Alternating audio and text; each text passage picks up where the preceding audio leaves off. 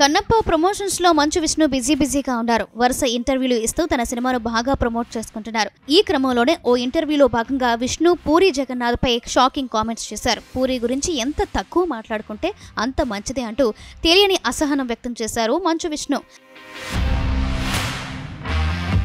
Recent గా ఓ ఇంటర్వ్యూలో తన తండ్రి Mohan Babu super hit film assembly రౌడీని రీమేక్ చేస్తున్నారా అని ఓ అభిమాని విష్ణుని ప్రశ్నించాడు. అందుకు విష్ణు ఆ సినిమాను రీమేక్ చేసే డైరెక్టర్ ఎవరూ లేరని ఆన్సర్ ఇచ్చాడు.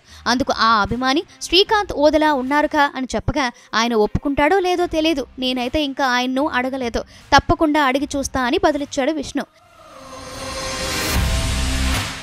ఇక ఈ క్రమంలోనే ఇదే సినిమాను గతంలో పూరి జగన్నాథ్తో అనుకున్నారు కదా అని మరో అభిమాని విష్ణుని అడగ్గా ఆయన పూరి గురించి ఎంత తక్కువ మాట్లాడుకుంటే అంత మంచిది, ఒకప్పటి పూరి జగన్నాథ్ అయితే బాగుండేది, కానీ ఇప్పుడు కాదు, ఆయనతో చేయడం కుదరదు అంటూ కేర్లెస్గా ఆన్సర్ ఇచ్చాడు. ఇప్పుడు తన మాటల రియాక్షన్తో వీరిద్దరి మధ్య గతంలో ఏదైనా గొడవ జరిగి ఉంటుందనే కామెంట్ వచ్చేలా చేసుకుంటున్నాడు విష్ణు.